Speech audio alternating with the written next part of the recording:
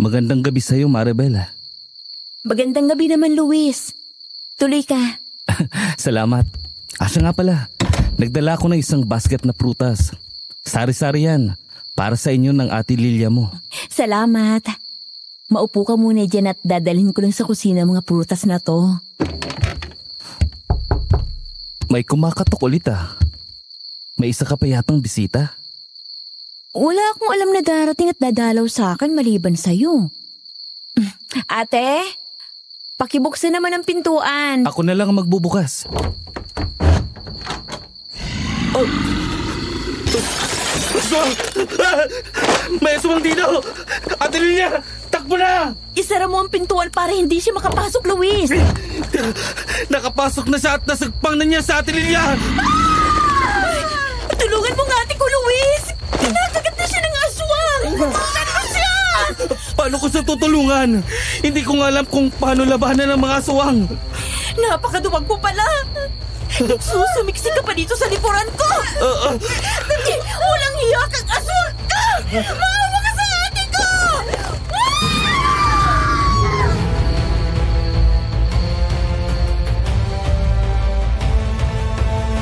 May mga tao talagang nilikha ang Diyos na may pambihirang kakayahan at kaalaman upang ang kabutihan ay manaig laban sa kasamaan. Mga taong sinugo para kalabanin ang mga masasamang kampon ng kadiliman na gaya ng aswang. Yan po ay nasabi ko base sa aking naging karanasan, Sir Jupiter. Tawagin niyo na lang po ako sa pangalang Maribel, isang Cebuana, naninirahan sa isang malayong baryo dito sa Cebu.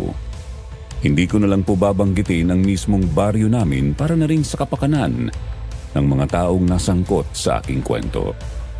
Nangyari po ito noong 1990. 25 anyos pa lamang ako noon at sa totoo lang ay halos hindi ko alam ang aking gagawin nang magkaroon ako ng nakakatakot na karanasan sa mga aswang.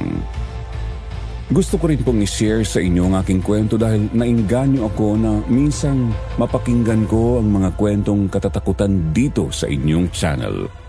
Kaya nga po, nag-subscribe na din ako sa inyong channel para palagi akong updated sa mga bagong kwento ng ating mga kababayan na isinishare sa inyo ang kanilang kwento.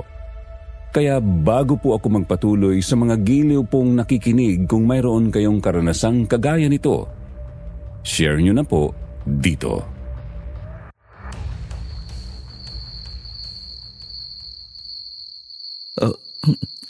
Wala nang aswang, Maribel. Lumabas na ng bahay. Kung naging matapang ka lang sana, Luis, sana nailigtas mo pang ate ko. Baka buhay pa sana siya ngayon. Pasensya ka na, Maribel. Naging mahina ako. Natakot kasi ako sa aswang. Ate Lilia, patawarin mo ko kung wala akong nagawa para tulungan ka.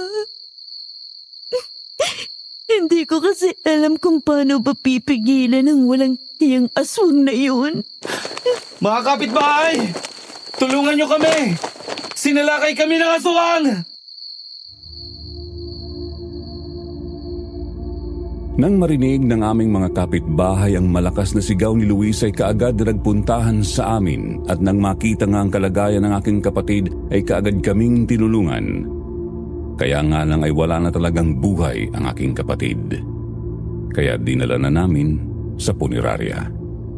Halos tulala na ako at wala sa sarili nang maayos na sa morgue ang bangkay ng aking kapatid. Gulong-gulo ang aking isipan lalo pa ngayong nag-iisa na lang ako. Lalo na akong nakaramdam ng matinding awa sa aking sarili nang lumapit ang may-ari ng punerarya at tanungin ako kung anong klaseng kabaong ang kukunin ko para sa aking kapatid. Noon din dumating si Kapitana Lucinda. Maribel, nakikiramay ako sa nangyari sa Ate Lilia mo. Pasensya ka na. Hindi ka agad pala nakaronda sa lugar niyo ang mga barangay tanod natin. Kapitana Lucinda, paano ko kaya mabibigyan ng maayos na libing si Ate Lilia? Wala naman akong alam na pagkukunan ng pambabayad sa serbisyo ng punerarya. Kung wala ka namang kakayahang magbayad ng serbisyo, iuwi na lang natin ang bangkay ng kapatid mo. Magpapagawa na lang ako ng kabaong na paglalagyan ng bangkay ng kapatid mo. Meron naman tayong mga tanod na karpentero. Sige po. Ganun na lang po ang gawin natin, Kapitana. Kaya lang po, ang isa pa pong problema, wala din po akong pambayad sa lupa sa sementeryo para dun siya ilibing. Kapitana Lucinda, sasagutin ko na ang bayad sa punerarya ng kapatid ni Maribel para mabigyan siya ng maayos na libing. At ako naman ang sasagot sa paglilibingan sa sementeryo. Malawak ang lupa ko doon. Meron na ding mga bakanting nicho. Pwede doon na lang ilagay ang bangkay ni Lilia. Oh, solve ng problema mo, Maribel. Sasagutin na ng dalawang mayamang negosyante ang punerarya at libingan ng kapatid mo. Naku, marami po salamat sa inyo, Aling Tessie at Mang Amado. Napakabuti niyo po talaga sa mga taga-baryo. Kasiyahan namin ang makatulong sa mga nangangailangan, Maribel. Siya nga pala, bibigyan kita ng kaunting panggastos para naman may pambili ka ng kape at asukal habang pinaglalamayan ng Ate Lilia mo. At sagot ko naman ang pambili ng tinapay at butong pakwan. Eto, tangkapin mo. Maraming salamat po sa inyong dalawa. Tatanawin ko po ng malaking utang na loob ang bagay na to. Salamat po ulit.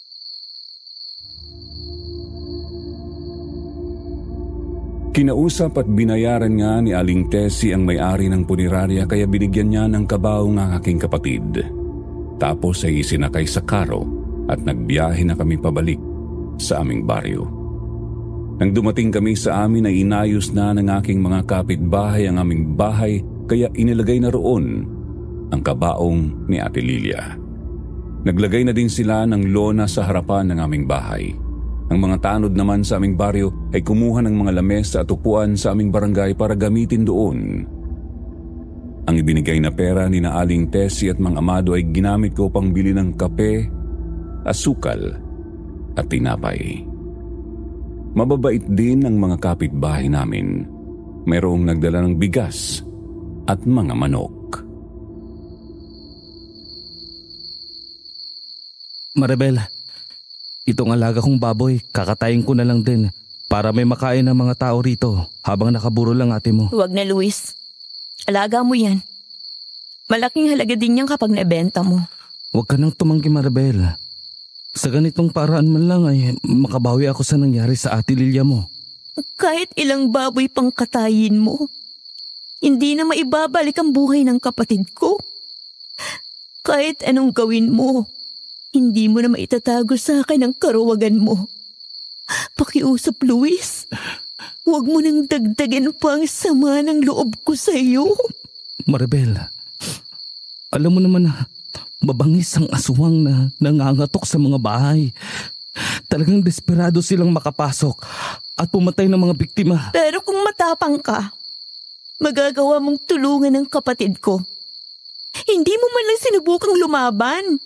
Sa halip ay nagtago ka pa sa likuran ko at pinanood mo lang ang kapatid ko habang kinakagat ng aswang. Patawarin mo ko. Hindi na yun mauulit. Ngayon nag-iisa ka na. Ako lang ang pwede mong makasama sa buhay. Pasensya ka na. Pero hindi ko pinangarap na magkaroon ng asawang duwag na kahit ang sarili ay hindi kayang ipagtanggol laban sa mga aswang. Nakita ko ang lungkot sa mukha ni Luis nang tumalikod at iuwi na ang alaga niyang baboy. Pinuntahan ko ang kapitbahay na nagluluto ng kanin sa malalaking kaldero. Mayroon ding nagluluto ng gulay sa malaking kawa. Tumulong din ako sa pagpapainit ng tubig at paglalagay niyon sa termos. Nang dumating ang bata na bumili ng kandila ay binigay niyon sa akin kaya sinindihan ko ang 2 piraso at inilagay ko sa tulos na bakal na nakalagay sa gilid ng kabaong ni Ate Lilia. Noon muling dumating si Kapitana Lucinda, kaagad na lumapit sa akin.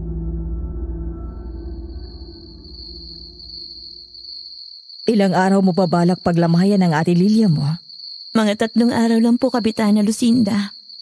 Wala naman na po akong hihintayin kasi wala na rin kaming magulang. Ang mga kamag-anakan naman namin ay nasa Zamboanga. Baka hindi na rin sila makarating dito. Sige. Nakahanda naman ang nitso na paglilibingan niya. Itinuro na sa akin ni Mang Amado kung saan yun. Opo. Salamat po sa lahat ng tulong, Kapitana. Sana lang mahuli din ang aswang na pumatay sa aking kapatid. Kaya nga wala namang tigil ang aking mga tanod sa pagroronda gabi-gabi. Pero talagang mailap ang aswang na nangangatok. Hindi malaman kung kailan siya sasalakay. Magaling siyang magkunwari. Kaya kapag pintuan mo ang kinatok niya, talagang mapipilitan kang magbukas ng pintuan. Kung may kakayahan lang po ako nilabanan ng aswang na yun, ako nang hahanap sa kanya at papatay. Isa lang ang nalalaman ko na maaaring makahuli at makatalo sa mga aswang na gumagala dito sa ating baryo. Yun ay tinatawag nilang albularyang bitag. Sino naman po yun, Kapitana? At saan po siya makikita? Ang dinig ko ay Ed ng pangalan niya. Pero mas kilala siya sa tawag na albularyang bitag. Taga-kabilang bayan siya. Pero ayon din sa nasagap kong balita, mahirap makausap yan. Kasi kung saan-saan nakakarating na lugar kapag merong humihingi ng tulong sa kanya. Sana po maligaw dito ang taong yun para matulungan din niya tayo na mahuli ang mga salot na aswang dito. Nakita niyo na po ba siya? Hindi pa eh. Yun ay ayon lang sa mga nababalitaan ko.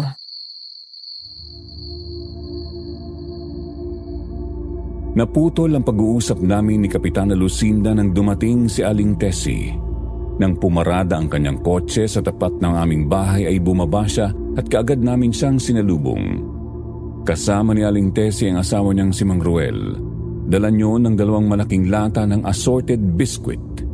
Nang makalapit sila sa akin ay ibinigay yon sa akin ni Mang Ruel. Magandang araw. Napadaan lang kami para ibigay sa iyo itong mga lata ng tinapay. Naku, Aling Tessie, nagbigay na po kayo sa akin ng pambili ng kape at asukal. Bakit naman po nag-abala pa kayong bumili nito? Sobra-sobra na nga po ang ibinibigay niyo sa akin eh. Mabuti na yung marami kang tinapay dito para may maipakain ka sa mga naglalamay. 3 araw at 2 gabi lang naman pong itatagal lang lamay at ipalilibing ko na rin po kagad ng kapatid ko. Ha? Ay bakit ang bilis naman? Mabuti na po ang ganun para matahimik ng Ate Lilia ko. At ako naman po ay magawa ko na yung mga dapat kong gawin. Sa bagay nga naman tama ka.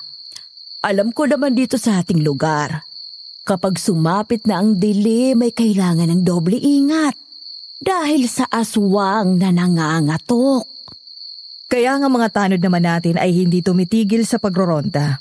Para mabantayan ang ating mga kababaryo. Maganda nga ang ganon, Kapitana Lucinda. O siya sige, kami aalis na at meron pa kaming pupuntahan. Maraming salamat po ulit, Aling Tessie. Mabilis na lumipas ang oras. Maraming nakipaglamay ng unang gabi kaya ang mga kababaihan na aming kapitbahay ay palaging nagpapainit ng tubig para bigyan ng kape ang mga naroon gamit ang mga kalan na kahoy ang pinanggagatong. Si Luis ang nagsisibak ng mga kahoy. Patuloy siyang tumulong kahit hindi ko na siya pinapansin. Nang sumunod na gabi ay nakatulog ako sa upuang nasa tabi ng kabaong. Nabalikwas ako nang maramdaman ko na parang umangat ang takip ng kabaong ng aking kapatid. Nang dumilat ako ay naramdaman ko ang malamig na hangin na humaplos sa aking pisngi. Nang lumingon naman ako sa paligid ay wala naman akong nakitang ibang naroon kung hindi ako at si Kapitana Lucinda na napaidlip na rin. Kapitana Lucinda, gising po. Bakit, Maribelo? May problema ba? Ano po kasi, parang merong ibang tao dito kanina. Naramdaman ko kasi na umangat ang kabaong ni Ate Lilia. Nang magising ako, parang may tumakbo palabas na lumikha ng malamig na hangin na humaplo sa aking mukha. Wala naman akong naramdaman Teka lang. Bakit ba nakaangat ang takip ng kabaong ni Lilia? Sandali nga't sisilipin ko. Ay! Diyos ko, Maribel! Ang kapatid mo! Naukit ang mga mata!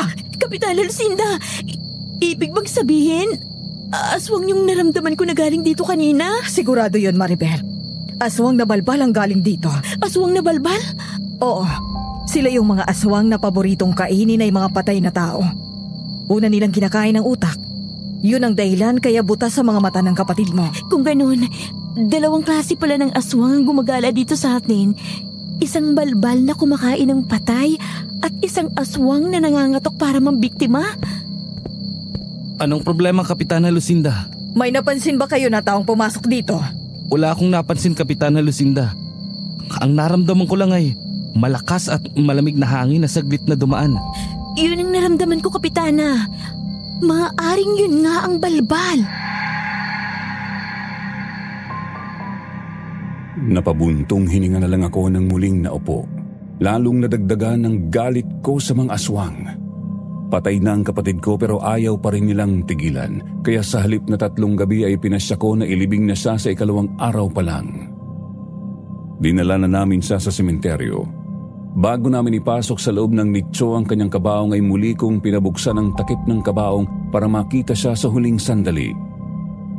Pero nang masinagan siya ng araw ay nagulat kaming lahat na naroon nang unti-unting matunaw ang aking kapatid at maging puno ng saging. Nangatog ang buong katawan nang makitang hindi na pala ang katawan ng aking kapatid ang nasa kabaong. Natumba ako at mabuti na lang nasalo ako ni Kapitana Lucinda. Sobrang sama nila, Kapitana. Pinatay na nila ang kapatid ko. Ayun naman, kinuha pa nila. Lakasan mo ang loob mo, Maribel. Alam ko na makakaya mong lampasan ang pagsubok na ito. Pilitin mong maging matapang para matanggap mo ang nangyari sa iyong kapatid. Kapitana, natitiyak ko na ngayon na ang lahat ng naging biktima ng aswang na nangangatok at pumapatay ay ganito rin ang nangyayari sa mga bangkay. Sobrang sama talaga nila. Tama ka, Maribel. Sigurado ang mga nakalibing dito na naging biktima ng mga nangangatok na aswang ay puro puno ng saging na lang. Nang itayo ako ni Kapitana Lucinda ay muli kong hinaplos ang kabaong ni Ate Lilia tapos ay isinumpa ko na hahanapin ko ang mga aswang na pumatay sa kanya. Hindi na namin itinuloy ang paglilibing. Ibinalik namin sa punerarya ang kabaong kaya naman ibinalik ng may-ari sa akin ang kalahati ng halaga ng kabaong na nagamit. Nang makauwi ako sa aming bahay ay nalinis na rin yun ng aming mga kapitbahay. Naalis na rin ang mga lona at mga lamesa.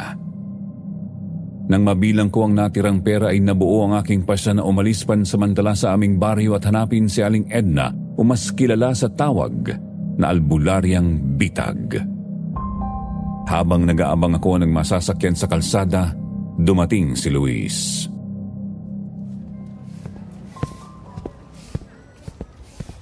Saan ka pupunta, Maribel? Alis na ako, Luis. Hindi ko kayang tumagal sa aming bahay na maaalala kong nangyari sa kapatid ko. Saan ka pupunta? Gusto mo bang samahan kita? Hindi na. Gusto kong mapag-isa. Kung saan man ako dalhin ng aking mga paa, hindi ko alam. Huwag mo na akong sundan. At kung may bala ka pang ipagpatuloy ang panliligaw sa akin, ay itigil mo na. Wala kang aasahan sa akin. Dahil naging duwag ako, ganun ba? Ikaw na rin ang sumagot sa tanong mo. Sige na, aalis na ako. Paparating ng bus. Nang paalis na ang bus na sinasakyan ko ay nakita ko ang matinding lungkot sa mukha ni Luis. Nangingilid na ang luha sa kanyang mga mata. Pero pagdaramdam sa kanya ang aking naramdaman dahil sa kanyang karuwagan. Dahil sa matinding puyat at pagod ng mga nakaraang araw ay nakatulog ako sa bus matapos na makapagbayad ako ng pamasahe. Mahabang oras ang nakalipas ay ginising ako ng konduktor. Nasa terminal na pala kami. Kaya nang bumaba ako ng bus ay hinanap ko ang sakayan ng jeep patungo sa baryo ni na Aling Edna. Nagtanong-tanong ako sa mga dispatcher na naroon. Mayroon namang nagturo sa akin ng sakayan kaya nakarating ako sa baryo nina Aling Edna. Tao po! Aling Edna! Tao po!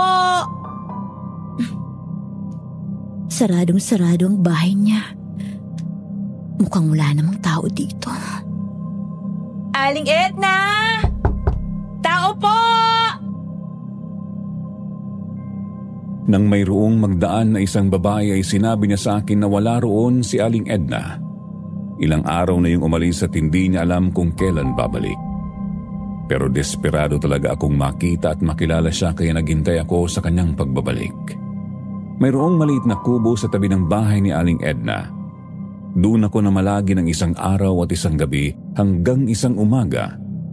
Naramdaman ko na mayroong matigas na bagay na humahaplos sa aking balikat. Nagising ako at nakita kong isang babae na may hawak na buntot pagi. Nakasuot ng maong na jacket at may nakasukbit ng itak sa bewang. Mayroon din siyang dalang bag. Sino ka? Bakit dito ka natutulog? Wala ka bang sariling bahay? Pasensya na po kung pansamantala ako nakitulog dito. Ako po si Maribel. Kaya po ako narito para hanapin si Aling Edna o mas kilala sa tawag na albularyang bitag. Ano naman ang kailangan mo sa kanya? Pinatay po kasi ng aswang ang kapatid ko. Hindi pa siya nasihan at kinain pa ang bangkay niya habang nakaburon. Kaya nang ililibing na namin siya, nalaman namin na napalitan na pala ng puno ng saging. Aswang na balbal ang gumawa nun. Tama po kayo. Kaya kung kayo po si Aling Edna, nagmamakaawa kung tulungan niyo ako. Sumama kayo sa aming baryo para tapusin ang paggasik nila ng lagim. Ay, talagang laga na pangaswang kahit saang bayan dito sa Cebu. Napakarami nang lumalapit sa akin para humingi ng tulong. Iisa lang ang aking katawan. Napapagod din ako. Hindi ko kaya matulungan ng lahat. Di naman ganun kadali ang paghuli at pagpatay sa kanila. Kinasusuklaman ko ang mga aswang Aling Edna. Ang hangad ko lang ngayon ay makaganti sa kanila. Kung hindi sila mamamatay, marami pang katulad ng kapatid ko ang mabibiktima nila. Nakakita ko ang matinding galit sa iyong mukha. Ang pagnanasa mong makaganti ay nararamdaman ko. Kung mayroon kang tapang, sige, patayin mo sila. Pero paano ko sila lalabanin, Aling Edna? Paano ko papatayin ang isang aswang na mabangis at walang awa? Kagaya ng sinabi ko, nag-iisa lang ako. Hindi ko kayang mapuntahan ang lahat ng lugar para tumulong. Ang tangi kong tulong na magagawa sa'yo ay turuan ka kung paano sila lalabanan. Ituturo ko din sa iyong paggawa ng bitag para mahuli sila. Marami po salamat, Aling Edna. Tatanawin ko po ito ng malaking utang na loob. Mula nga ng araw na yon ay doon ako pansamantalang tumira sa bahay ni Aling Edna.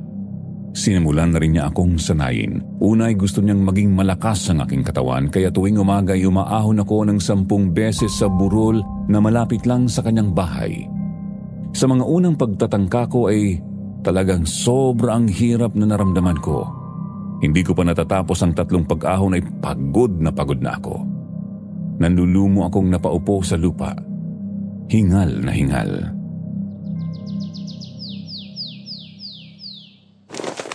Kaya mo pa ba, Maribel? Kala ko madali lang ang pag-ahon ng tumatakbo sa burol, Aling Edna. Pero 3 beses pa lang ako nakakaahon at bumababa. Lawit ng dila ako sa pagod. Ibig sabihin lang yan, mahina pa ang iyong katawan. Mahina ang iyong tuhod sa takbuhan. Kailangan mo yung palakasin dahil ang mga aswang ay malalakas at mabibilis tumakbo. Kung ganyan ka kahina, hindi mo sila maaabutan. Hindi ako titigil hanggang di ko nagagawa ang lahat ng mga iniutos mo sa akin, Aling Edna. Hindi ako susuko. Ganyan nga. Bumangon ka at ipagpatuloy ang pag-ahon sa burol. Kulang ka pa ng 7 beses, Maribel. Habang tumataas ang araw lalong umiinit, mas mahihirapan ka kapag ganun. Araw-araw nga ay ganoon ang aking ginagawa tuwing umaga. Kaya sa paglipas ng mga araw ay nasanay na ang aking mga tuhod para mabilis na akyatin ng 10 beses ang burol. Lumakas na rin ang aking resistensya kaya natutuwa si Aling Edna. Kasunod niyang itinuro sa akin kung paano palalakasin ang aking balikat at kamao. Ibinigay niya sa akin ang malaking palakol at sinibak ko ang malaking puno ng akasya na nakatumba sa likuran ng kanyang bahay. Noon ko napansin na sa paglakas ng aking tuhod at bewang lumakas din ang aking katawan. Kaya malalakas ang naging pagsibak ko ng kahoy gamit ang palakol. Madali kong nasibak ang kahoy. Magaling ka, Maribel. Sa paglipas ng mga araw ay talagang naging malakas ang iyong katawan. Yun ay dahil sa paghahangad kong makaganti sa mga aswang na pumatay sa aking kapatid. Ano po pang dapat kong gawin, Aling Edna? Ang liksi at talas ng mga matang susunod mong sasanayin. Kunin mo ang isang kawayan at salagin mo ang lahat ng gagawin kong pag-atake. Iisipin mo na isa akong mabangis na kalabang aswang. Sige po, nakahanda na ako. Sige, Maribel. Salagin mo ang lahat ng pag-atake ko. Humanda ka na. Pwede ka rin gumanti para gantihan ako.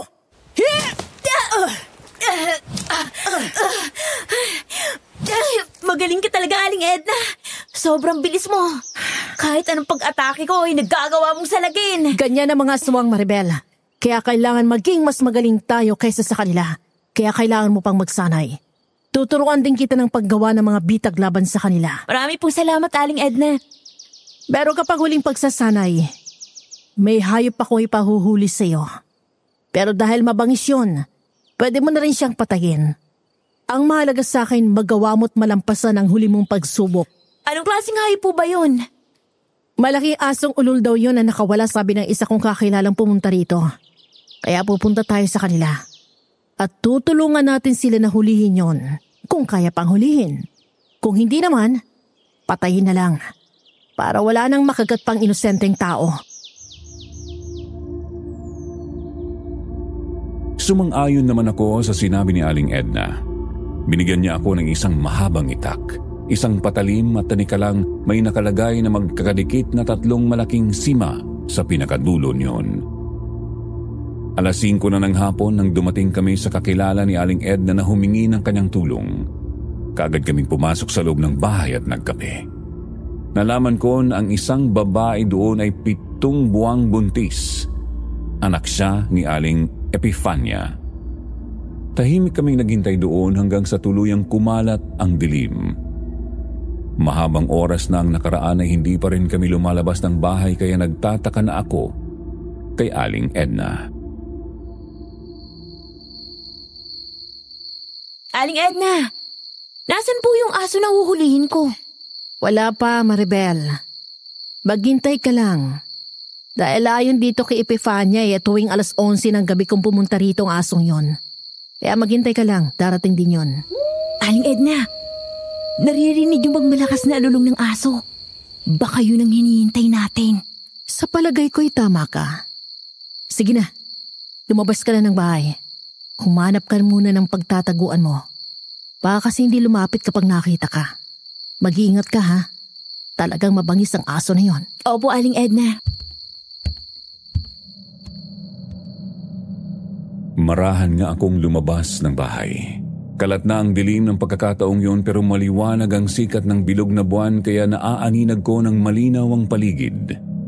Nakita ko ang kamada ng mga kahoy na panggatong malapit sa bahay. Doon ako nagkubli.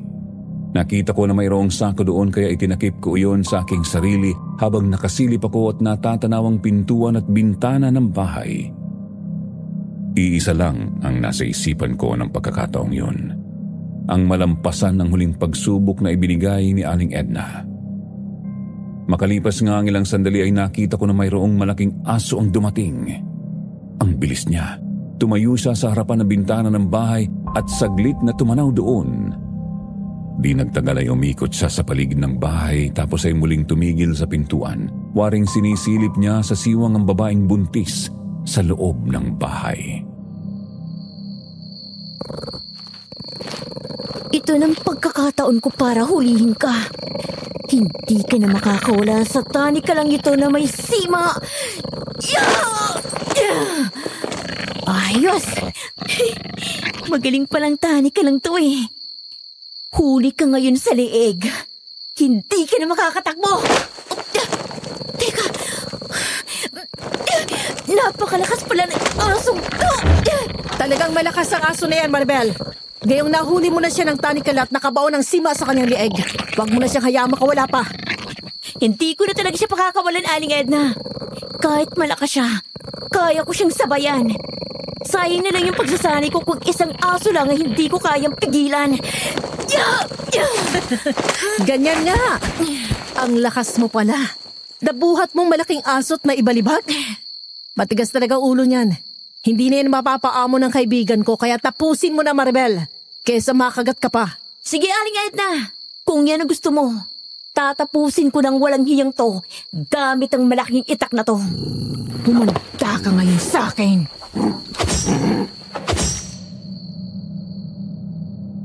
Hindi pa nakakabangon ng malaking aso ng ibalibag ko ay kaagad akong lumapit sa kanya. Tinaga ko siya ng hawak kong itak. Noong una ay nakailag siya pero hindi na ganoon kabilis. Siguro ay dahil napipigilan siya ng talikalang nakapulupot sa kanyang leeg kung saan nakabaon sa lalamunan niya ang sima noon.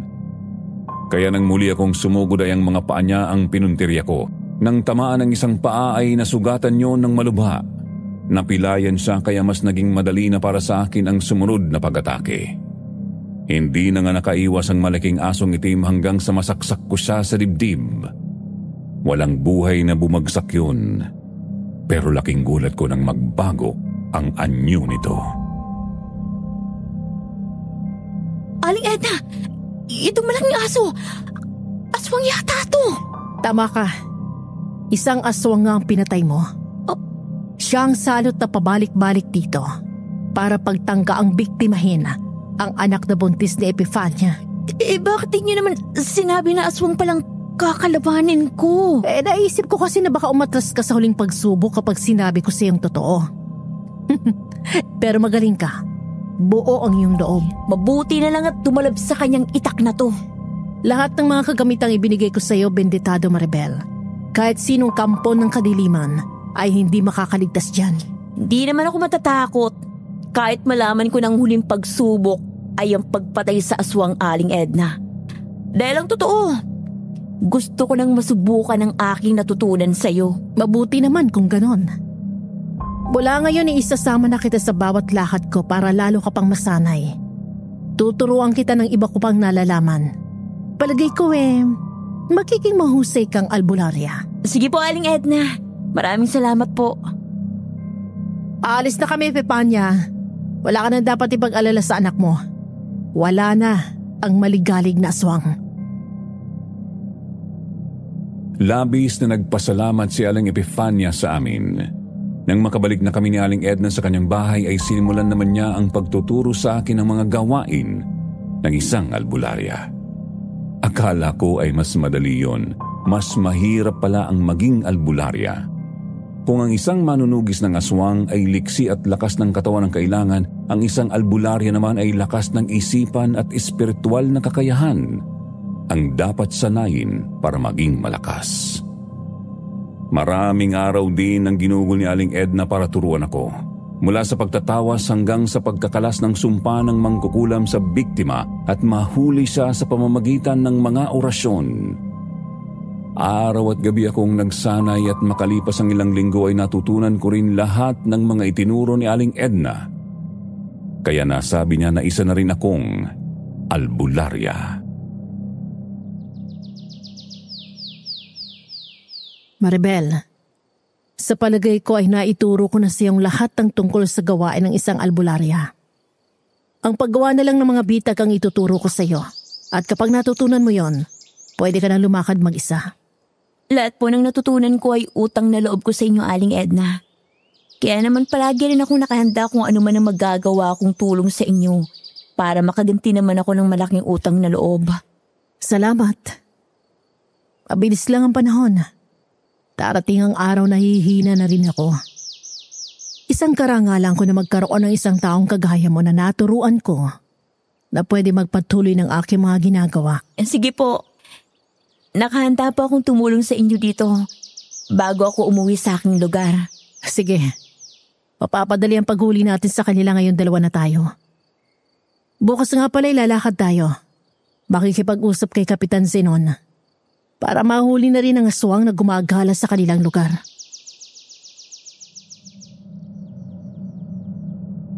Nang sumunod na araw nga ay muli kaming umalis ni Aling Edna.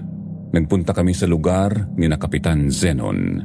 Kinausap siya ni Aling Edna para malaman kung ano ang sitwasyon doon at kagaya nga ng nalalaman namin.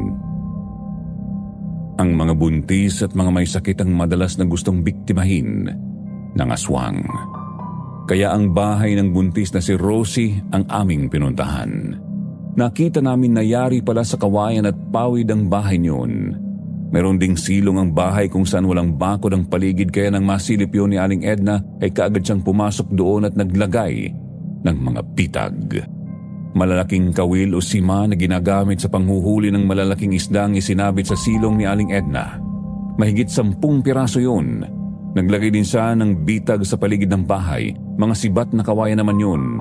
Ipinwesto yun sa mga lugar na maaring takbuhan ng aswang kung sakali. Naglagay din siya ng mga bitag na silo sa bubungan na pawid.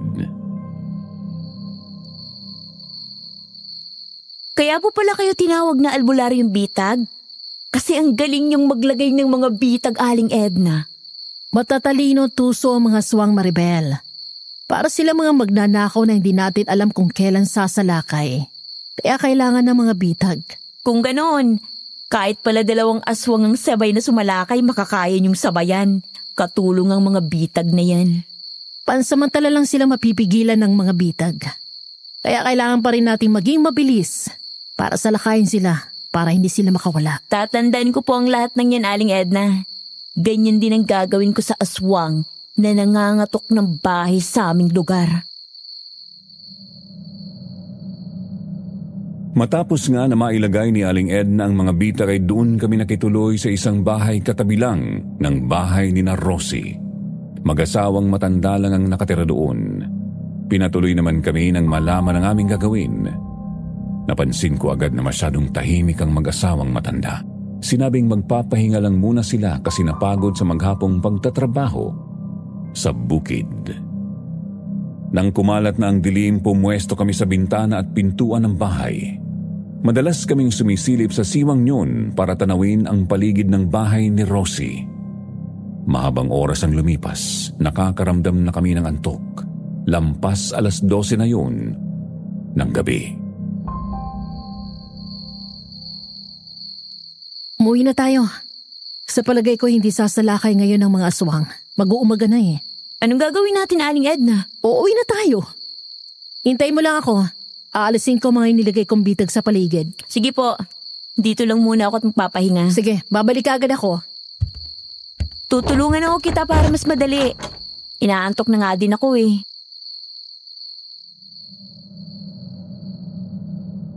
Nang magpaalam na kami ay sakalang bumangon sa higaan ng matandang lalaki. Pumasok saglit sa silong si Aling Edna pero kaagad din siyang lumabas. Ang totoo ay hindi naman niya inalis ang mga bitag doon, pati ang bitag sa bubungan ay hindi namin inalis. Naglakad lang kami papalayo sa bahay ni Rosie pero nang makarating kami sa malaking puno ay nagtago lang kami doon at muling tinanaw ang tahimik na bahay. Akala ko ba uwi na tayo? Huwag kang maingay. Gusto ko lang malaman kung tamang hinala ko. Anong hinala, Aling Edna? Maliwanag pa kasi nang maglagay tayo ng bitag. Baka nakita yun ng aswang at alam din niya na doon lang tayo nagtago sa kabilang bahay. Kaya kailangan nating ipakita na kunwari umalis tayo. Ah, ganun pala yun? Tama nga hinala ko, Maribel. Hinintay lang ng aswang na makaalis tayo sa kasya sumalakay. Pero ang pagkakamali niya, pumasok siya sa silong. Nahuli siya ng mga sima na sinabit ko doon. Halika na, baka makatakas pa siya, dali. Talagang matalino ka, Aling Edna. Ginawa mo talagang parang isda ang mga aswang, ha? Nakita mo na? Hindi basta makakawalang aswang na masasabitan ng malalaking sima. Lalo na nga't bumaon na sa kanilang katawan ng mga yan. Nagwawala na siya. Masisira ang buong bahay kapag hindi natin siya napigilan. Maribel, ikaw nang bahala sa kanya. Meron pa palang isa, ayun sa bubong. Nauli ng silo ko. Parang manananggal ang sang yun ah. Mga hangal kayo! Hindi kayo makakaligtas sa mga bitag ko! Patuloy na nagwala ang aswang na nasa silong. Kahit na nakabaon na sa katawan nito ang mga sima ng kawil ay nagpilit pa ring makawala kahit na mapunit ang mga laman niya sa katawan. Nang makawala ito at makalabas ng silong ay hinarang ko. Nakita ko na hindi na naalis ang nakabaong sima sa mata ng aswang. Kaya galit na galit siya nang sumugod sa akin. Kaagad akong dinamba pero nailagan ko siya. Nakipaggirian sa akin ang aswang. Ako naman ang biglang umatake sa kanya gamit ang mahabang itak. Magkakasunod na taga ang ginawa ko. Mabilis siyang umilag pero dahil mas mabilis ako ay nasapul ko siya sa balikat. Sa lakas ng pagtaga ko ay bumaon doon ang itak. Naparalisa ko ang kanang balikat niya. Nakaramdam ng takot ang aswang. Ang mga nilalang na kagaya niyo kinasusuklaman ko. Kalahi niyo ang pumatay sa aking kapatid, kaya hindi ko kayo mapapatawad. Mamamatay ka!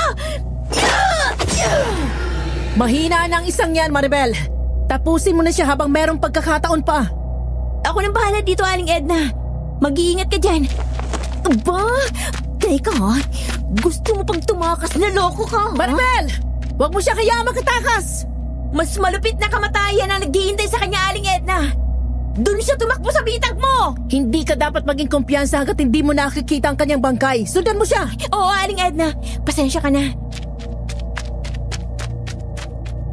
Sinundan ko ang aswang. Tama si Aling Edna. Mayroong mga aswang na malakas ang pakiramdam. Nakaligtas yun sa mga sibat na kawayan. Nang malingat ako ay kaagad niya akong dinamba. Nabitiwan ko ang itak kaya napambuno kaming dalawa. Mabuti na lang at paralisado na ang isang kamay ng aswang kaya nang mahawakan ko yun ay hinatak ko. Nakita ko na nasaktan ng sobra ang aswang at lalong lumaki ang sugat niya sa parting yun. Tinadyakan ko siya. Nang tumumba siya ay kaagad akong bumangon. Ang isang sibat na kawayan ang una kong nahawakan kaya nang muling sumugod ng aswang itinusok ko yun sa kanyang dibdib. Napaangil ng malakas ang aswang bago tuluyang namatay. Kaagad kong binalikan si Aling Edna. Tutulungan na kita, Aling Edna! Tapusin na natin ang manananggal na yan! Mag-iingat ka, Maribel! Ang mga kagayang isa sa pinakamahirap kalaban. Kasi nakakalipad siya. Nakawala siya sa silo! Kung ganun, anong gagawin natin? Hayaan na naman siya! Sasalakin na naman! Pigilan mo siya gamit ang sibat. May maganda akong plano. Diyan ka muna! Aling Edna, saan ka pupunta? Bakit pumasok ka sa loob ng bahay? Hoy! Anong gagawin mo dyan? Bumalik ka dito at tulungan mo ako! Hangal kang manananggal ka? Kahit nag-iisa na lang ako, hindi ako natatakot sa'yo! Sige! Lumapit ka! Para matulad ka rin sa aswang na yon na pinatay ko na! Ganyan nga ang gawin mo. Galitin mo para siya na mismo ang sumugod sa'yo. Pagkatapos, ako nang kikilos para bumagsak siya. Aling Edna, akala ko'y iniwanan mo na naman ako sa gitna ng laban eh. Kumuha lang ako ng asin sa loob ng bahay ni na Rosie. Ito ang magandang panglaban sa manananggal. Naunawaan ko ang sinasabi ni Aling Edna nang galit na sumalakay ang manananggal. Sinalubong ko yun ng sibat. Nagawa niyong ilaga ng mga pag-atake ko pero hindi niyo naiwasan ang asin na isinaboy ni Aling Edna sa kanyang mukha. Natamaan ng asin ang mata at bunganga ng manananggal, dahilan para mapaso ang bibig niyon at mahilam ang mga mata. Bumagsak yun sa lupa. Sinimantala yun ni Aling Edna. Tinaga niya ang magkabilang pakpak ng manananggal kaya kahit anong gawin yun, hindi na makakalaban. Nagpilit na lang iyong gumapang patungo sa kabilang bahay. Noon kami nagtaka ni Aling Edna nang pasukin namin ang bahay na pinagtaguan namin kanina. Naroon ang kaputol niyang katawan. Rosie! Lumabas na kayo ng bahay para may testigo kami na mga kapitbahay niyo pala ang aswang na gusto kang biktimahin. Kaya ng katunayan na silang aswang at manananggal na gustong kumuha sa anak mo, Rosie. Ang galing nilang magkunwari na mabuting tao sa inyo para hindi nyo mahalata na sila pala ang mga salot. Kaya pala habang nandun tayo sa kanila kanina, natulog lang sila ng mahabang oras. Tayo lang din ang binabantayang umalis. Mabuti na lang at nautaka natin sila. Pero kagaya nga ng sinabi ko sa iyo, Maribel, hindi ka dapat nagiging kumpiyansa habang hindi mo natitiyak na buhay ang kalaban. Tingnan mo yan. Nasugatan ka sa braso na hindi mo namamalayan. Naku, oo nga pala. Nasugatan ako habang nakikipagbuno sa aswang kanina. Huwag kang mag-alala, gagamutin kita. Tiisin mo lang tong asin, ha? Kaagad kong naramdaman ang hapdi ng malagyan ng asin ng aking sugat. Tapos ay kinuha ni Aling Edna sa kanyang bag ang isang bote ng langis at binuhusan yun ng langis. Nakita ko na lumabas sa aking sugat ang maiitim na dugo. Ayon kay Aling Edna ay may kasamang mikrobyo at kamandag ng aswang ang dugo na yun. Kaagad niyang pinunasan ang dugo ko at matapos ay muling nilagyan ng asin bago tinalian ng malinis na damit. Di nagtagal ay nagdatingan ng mga tao nang malaman na nahuli na namin ang mga aswang. Galit na galit ang mga tao sa manananggal na patuloy ang ginagawang panggapang pero itinali ni Aling Edna ang tanikalang may sima sa lieg ng manananggal kaya inabutan siya ng pagsikat ng araw. Namatay siya sa ganoong anyo.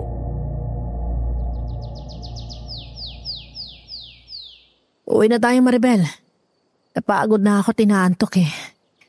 Kukuha lang tayo ng damit sa bahay at diretso na tayo sa bayan, doon sa terminal. Anong gagawin natin sa bayan, Aling Edna? Bakit pupunta tayo sa terminal? Sasamahan kita pag uwi sa inyo. Ngayong tapos na ang problema eh, tutulungan naman kitang maiganting kapatid mo sa mga aswang na pumatay sa kanya. Talaga, Aling Edna? Sasama ka sa akin sa aming lugar? Naku, maraming salamat po talaga. Oo, gusto ko rin makarating sa inyo eh, kaya halika na. Baka tanghaliin tayo sa biyahe. Sa bus na tayo matulog. Sige ho, tayo na sa bahay mo para makuha ko rin ang mga damit ko. Ilang buwan din ako nawala sa amin. Tiyak na magugulat sila sa akin pagbabalik dahil hindi na ako ang dating Maribel na iyakin na kilala nila. Pero kagaya ng sinabi ko sa'yo, kailangan ay maging maingat ang mga manunugis ng aswang na kagaya natin.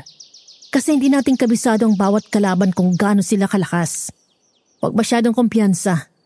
Hanggang hindi namamatay ang kalaban, hindi dapat nagiging pabaya. Oo, Aling Edna. Naiintindihan ko na. Hindi na mauulit ang kapabayaan kong ito. Isang bagay pa pala. Ilihim mo ang aking pagkatao pagdating natin sa inyo, ha? Walang sino mang dapat makaalam na ako si Albularya ang bitag. Magiging mas madali sa akin ang makakilos kapag hindi nila ako kilala. Tama ko kayo. Sige ho, yun ang gagawin natin, Aling Edna. Nang makarating nga kami sa bahay ni Aling Edna ay kinuha namin ang aming mga damit. Inilagay ko sa bag pati na rin ang mga kagamitan namin ni Aling Edna. Nakita ko si Aling Edna na mayroong inilabas na malaking kahon sa ilalim ng kanyang papag. May kinuha siya doon na 3 bitag na yari sa bakal. Mayroong ding nakalagay na mahahabang kadena sa bawat bitag na yun. Dali na rin natin tong bakal na patibong na dating ginagamit ng asawa ko sa panghuhuli ng baboy ramo. Ibang klase pong bitag na to ah. Bukod sa matibay na bakal siya, meron siyang matutulis na talim sa paligid. Aba, kapag naipit dito ang paa, tiyak na hindi na makakaalis kasi malakas din ang spring na nakalagay dito. Tama ka, Maribel. Ilalatag natin yan. Kapag ibinuka mo yan, magiging hugis bilog siya. Kapag naapakan siya, pipitik ang spring na yan, kaya tutupi siya at maiipit niya ang paa ng sino mang makaapak dyan. Tapos yung kadena niyan, itatali natin sa isang puno para yung mahuhuli, hindi na makakatakbo. Bagay talaga ito sa mga aswang dun sa amin na mahilig sumalisi para mga tok ng mga pintuan. Teka, wala na ba tayo nakalimutan, ha? Tingnan mo ngang mabuti. Ako medyo nakakalimot na din eh. Yung langis na panggamot nyo sa mga nasugatan ng aswang, baka nakalimutan nyo. Ay naku, oo nga pala. Ito kasing nasa bulsa ko maliit na bote lang. Kunin mo nga sa aparador yung malaking bote ng langis, Maribel. Dali natin yon. Kakailanganin natin ang langis na yon na may dinikdik na bawang at dahon ng suha. Matapos nga na mailagay namin sa malaking bagang lahat ng aming kailangan, umalis na kami. Nagpunta kami sa kalsada at naghintay kami ng bus papunta sa bayan. Nang may magdaan na bus papuntang bayan, kaagad kaming sumakay ni Aling Edna.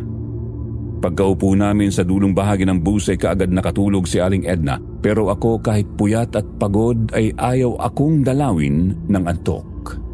Siguro ay dahil excited akong makabalik na sa aming lugar at matugis ko na ang aswang na may atraso sa akin. Lumipas ang mahabang oras, nakarating na kami sa bayan. Nang bumaba kami ng bus ay nagpunta kami sa kabilang terminal ng bus patungo naman sa aming baryo. Sumakay kami doon ni Aling Edna. At makalipas ang 4 na oras, nakarating kami sa aming baryo.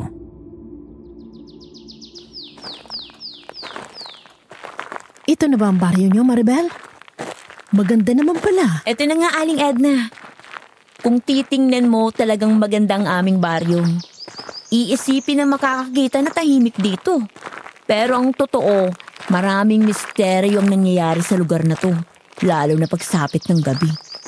Ngayong nagbalik ka na, tayo ang tutuklas ng mga misteryo na yan. Aalimin natin kung sino-sino ang mga balbal na aswang dito. Oo, Aling Edna. Yun ang isang bagay na ipinagdarasal ko na mangyari. Ang makaganti sa mga walang pusong aswang na pumatig at kumain sa aking kapatid. Maribel, kailan ka pa dumating? Ngayon lang. Kabababa lang namin sa bus ng tiyahin ko. Siya nga pala si Tia Edna. Kamusta po kayo, Aling Edna? Ako po si Luis. Mabuti naman kami, Luis. Nakakapagod lang sa biyahe. Malayo pala tong baryo ng pamangking kong si Maribel. Sumakay na po kayo at ihatid ko na kayo sa bahay ni Maribel. Huwag na, Luis. Kaya pa naman namin maglakad eh. Huwag ka nang tumanggi, Maribel. Nagmamagandang loob ng ang tao eh. Halika na, sumakay na tayo. Oo nga naman, Maribel. Halika na. Ihatid ko na kayo. Nakasakay na sa tricycle ni Luis si Aling Edna kaya napilitan na rin akong sumakay. Inihatid kami ni Luis sa aking bahay. Nang makarating kami roon ay napansin ko na walang ipinagbago ang paligid ng aming bahay. Hindi man lang tumaas ang damo sa paligid kahit ilang buwan na akong wala. Nang pumasok ako sa loob ay nakita kong malinis din ang loob ng bahay. Noon ako muling napatingin kay Luis. Mula nang umalis ka ay inalagaan ko na tong bahay mo, Maribel. Minsan sa isang linggo ay naglilinis ako dito. Tuwing 2 linggo naman ay tinatabas ko yung mga damo sa labas, kaya ganyang kalinis. Maraming salamat sa pag-aalaga mo sa aking bahay, Luis. Sa ganitong paraan man lang ay makabayad ako ng atraso sa'yo. Mukhang nagiging seryoso na usapan niyo ha. Sobra ba ng laki na atraso mo sa pamangking ko ha, Luis? Ang naging kasalanan ko po ay naging duwag akong harapin ng aswan noong mga panahong sinasalakay niyo ng ate Lilian ni Maribel. Hindi ko po kasi alam kung paano yung labanan. Naku, kung nagkataong sumugod ka at wala kang alam na panlaban sa aswang, tsaka 2 kayong nabiktima nun, baka napatay ka rin. Alam ko po yun. Kaya ngayon ay sumasama na ako sa pagroronda kapag gabi. Sa pagbabakasakaling mahuli namin ang mga nangangatok na aswang dito sa aming lugar para maiganti kong ate Lilian ni Maribel. Kung ganon, hindi pa rin pala nagbabago ang sitwasyon dito sa atin. Katulad pa rin ng dati, Maribel. Ang paraan ng aswang ay kagaya ng ginawa sa atin. Kumakatok muna at kapag nagkamali ka na buksan ang pintuan ng iyong bahay, ay saka siya papasok at sasalakayin ng mga nasa loob. Mas malala pa ngayon dahil sa tingin ko ay hindi lang iisa ang aswang. Sa sinabing yun ni Luis ay nagkatinginan kami ni Aling Edna. Kaya nang makaalis na si Luis ay nagpahinga muna kami. Nang buksan ko ang luma at maliit naming aparador ay naroon pa rin ang mga damit namin ni Ate Lilia. Kaya doon ko na rin inilagay ang mga damit namin ni Aling Edna. Nang makapagpahinga na kami ay naisipan namin ang lumabas para bumili ng mailuluto naming pagkain sa tindahan.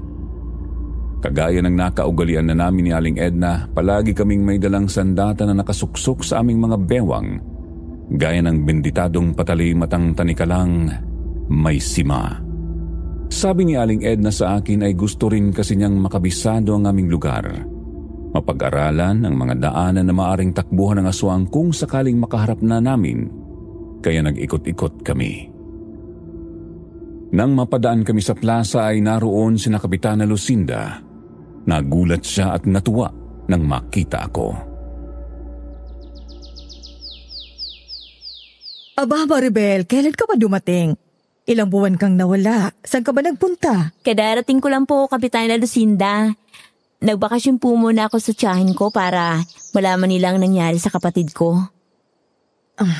Nakakalungkot kang nangyari sa kapatid mo.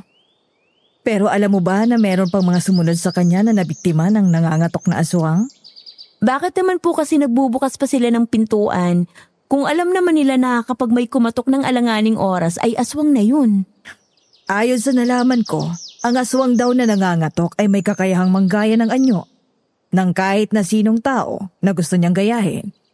E kung masilip mo na ama o ina mo pala yung kumakatok, hindi mo ba pagbubuksan? Siyempre, pagbubuksan ko yun, Kapitana. Ganon ang madalas na nangyayari. Kaya kapag nagbukas sila ng pintuan, malalaman nilang aswang pala yun na nanggaya lang ng anyo. Nakukuha nyo na napapatay ang sino mang magbubukas ng pintuan. Nakakatakot naman pala dito sa inyong lugar, Kapitana Lucinda. Ano po bang ginagawa ng mga tao rito? Hahayaan na lang ba na patuloy na maghasik ng lagim ang mga aswang na yun? Ang totoo ay nagkaisa ng mga kalalakihan dito para magronda tuwing gabi. Kasama nga sa nagronda si Luis. Kaya lang ay talagang mailap ang mga aswang. Alam nila kung kailan at saang lugar ang sasalakayin nila. Malaki na talagang perwisyong ginawa ng mga aswang na yan. Dapat na talaga silang pigilan. Yun din naman ang gusto ko. Kaya lang ay madalas silang nasasalisihan ng aswang. Kaya hanggang ngayon ay patuloy silang nakakapambiktima. Kahit araw ay gumagala sila. Napansin ko na parang gumagawa ng banderita sa mga tauhan niyo, Kapitana Lucinda. Malapit na kasing kapistahan dito sa ating lugar. Kaya nagpapagawa na ako ng mga banderitas na isasabit sa mga kalsada. Sana nga'y matapos ng problema sa aswang na yan. Bagong kapistahan. Para naman mapanatag ng kalooban ng mga tao at makapagsaya na. Saan bang punta nyo? Bibili lang po ng bigas at gulay na mailuluto sa talipapa kung meron pa. Sige po. Nagdiretso kami ni Aling Edna sa talipapa matapos makausap si Kapitana Lucinda. Bumili kami ng isda at gulay doon. Noon ko muling naramdaman ang malamig na hangin na kagaya ng hangin na naramdaman ko noong nakaburo lang aking kapatid. Kaagad akong napatingin kay Aling Edna. Kagaya ko ay naramdaman din pala niya ang kakaibang hihip ng hangin na yon. Kaya naman kaagad kaming nagpalinga-linga sa paligid. Kaya lang sa dami ng mga taong naroon sa talipapa na bumibili ng gulay at isda ay hindi namin matukoy kung kaninong aura yon. Pero bumulong sa akin si Aling Edna na may aswang na nagbabantay sa amin ng lihim. Huwag kang magpahalatang alam na natin na nariyan lang siya sa paligid. Alam ko na ang aura yun ng isang aswang. Tama ka, Aling Edna. Ganito rin ang nararamdaman ko noon. Kaya alam kong nasa paligid ang aswang. Kaya nga kunwari hindi natin alam. Tsaka kung ako ang binabantayan niya. Kasi dayo lang ako dito sa lugar niyo. Iniisip niya na madali niya ako mapibiktima. Mabuti naman kung ganun. Siya nang lalapit sa atin. Hindi na tayo mahihirapang maghanap sa kanya. Sige, basta humanda ka. Dala mo bang patalim na ibinigay ko sa'yo? Oo, Aling Edna. Palagi kong dala yun dito sa likuran ko nakalagay. Pumunta tayo sa lugar na wala ng maraming tao. Kung sinong susunod sa atin, tiyak na siya ng aswang. Bayaran mo na yung isda. Bumili ka na rin ng asin at bawang. Ginawa ko nga ang sinabi ni Aling Edna tapos ay naglakad na kami papalayo sa talipapa. Dumaan kami sa lugar kung saan kakaunti lang ang kabahayan. Karamihan ay nakasarado pa kahit tanghaling tapat na. Paano nga ipuyat ang mga tao sa gabi sa pangamba na salakayin sila ng aswang? Kaya sa araw sila natutulog para makapagpahinga. Pero may mga aswang na kahit tirik ang araw kapag nagutom ay gumagala at naghahanap ng biktima, kagaya ng sinabi ni Kapitana Lucinda. Napatigil kami sa paglalakad ni Aling Edna ng isang malaking asong itim ang humarang sa amin. Nagaan yung asong ulol ito at dahan-dahang lumakad palapit sa amin. Totoo nga pala sinabi ni Kapitana Lucinda. Ibang klase ng mga aswang dito sa aming lugar. Kahit na tirik ang araw ay nagagawa pang gumala. Mga gabunan ng ganitong klaseng aswang, Maribel. Hindi na nila kailangan maghintay ng dilim para gumala. Makakaya nilang makapambiktima kahit anong oras. Mag-iingat ka dahil malalakas ang mga gabunan. Kung ganon, 2 klase palang aswang na gumagala dito. Iba pang balbal na kumakain ng mga patay. Tama ka. Kaya ibaba mo na yung mga pinamili mo para pagtulungan na natin ang gabunan na to. Kaya na siya, Aling Edna. Papasugod na siya. Dating gawin, Maribel. Kailangan mas mabilis ang kilos natin kaysa sa kanya. Hindi ka pwede magpabaya kahit isang saglit lang. Sige. Gagamitin ko sa iyong tani ka lang may sima. Huli ka! Impacto ka! Ingan ka, Maribel! Malakas ang gabunan! Nang magwala ang gabunan ay tumayo siya. Mas malaki pa sa amin ni Aling Edna. Nahawakan niya ang tanikalang may sima. Kahit bumaon na ang sima niyon sa kanyang lieg ay parang baliwala lang. Hinatak niya ako palapit sa kanya. Hindi ko naman yun kinontra. Sinadya kong magpatangay sa kanya. Nang malapit na ako sa kanya ay binuka niya ang malaki niyang bibig para sagpangin ako pero mayroon na akong plano. Nabunot ko mula sa aking bewang ang patalim at sinaksak ko ang bibig ng gabunan. Kaagad na sumirit ang dugo niyon. Nahilo siya, ganun pa man ay nagawa niya akong balyahin. Tumalsik ako sa kawayang bakod na naroon. Natumba yun kaya ang may-ari ng bahay na yun ay lumabas at nakita ang nangyayari. Sumigaw siya at humingi ng tulong.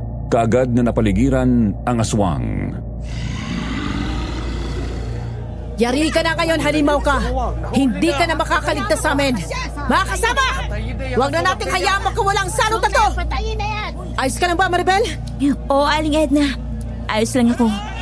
Talaga palang malakas ang gabunan. Pero baliwala ang lakas niya kapag magtulungan tayong lahat. Grabe. Lakas ang pagkakabalya sa akin, ha? Kaya nga sabi ko sa'yo, huwag kang masyadong kumpiyansa. Bawat aswang may kanya-kanyang kakayahan. Sige na, tapusin na natin to. Sugatan ang bibig niya, Aling Edna. Hindi niya na magagamit yan para kagatin tayo. Tatapusin kita! Walang hiya ka! Sige, sabay tayo! Tulungan niyo kami, mga kasama!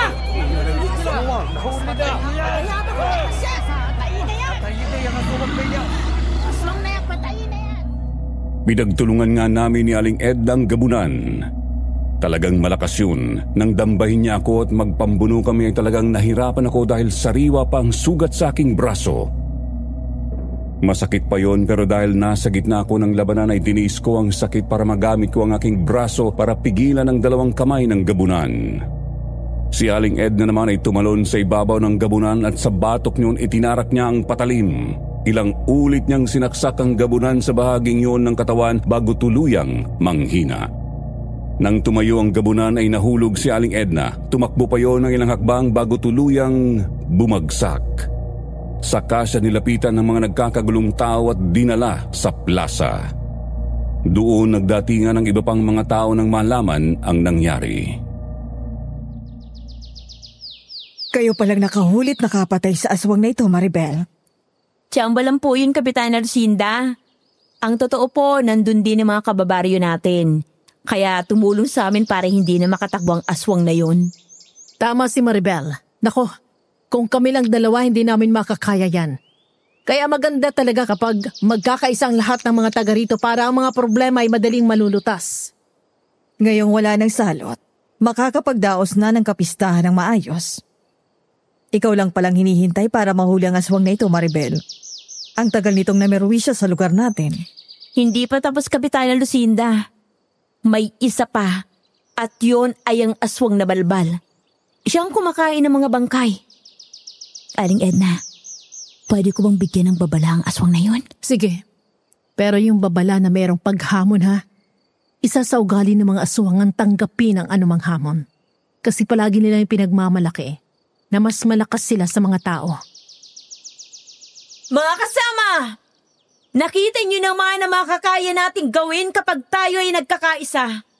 Kaya lagi nating isaisip na hindi tayo ang dapat matakot sa mga aswang na yan. Silang dapat na matakot sa atin dahil kapag nakilala natin sila, magiging masikip na sa kanila ang lugar na ito. Tama ang pamangkin ko. Kaya kapag nakakita kayo ng mga taong kakaibang mga kilos na parang hindi pangkaraniwan, ay ipagbigay alam nyo kaagad kay Kapitana Lucinda para magawa ng agarang aksyon. Oo nga mga kasama. Kahit kapitbahay nyo pa o kakilala nyo. Kung isa siyang salot, dapat siyang mawala dito sa lugar natin. At para naman sa mga aswang na balbal na mahilig mga tok ng mga pintuan, binibigyan ko na kayo ng babala. Tumigil na kayo sa pambibiktima dito o lumayas na kayo sa aming baryo dahil malapit na namin kayong makilala. Umugong ang bulungan ng mga taong naroon nang marinig ang aking sinabi. Noon ko nakitang dumating sina Luis, kasunod sina Mang Amado at Aling Tessie. Nakita nila ang nakabulagtang gabunan na unti-unting nagiging abo dahil sa tamang mga benditadong patalim. Lumapit pa sila sa gabunan para matiyak kung kakilala nila ang mga ito. Napansin ko na kaagad na namutla si Mang Amado. Muli niyang sinilip ang mukha ng gabunan tapos ay napailing siya. Napabuntong hininga bago tumingin sa mga taong nasa paligid. Kilala mo bang taong yan, Luis? Hindi eh. Alam ko bagong lipat lang yan. Kapitbahay ni Mang Amado. Oo nga. Malapit nga lang sa bahay ko ang taong yan.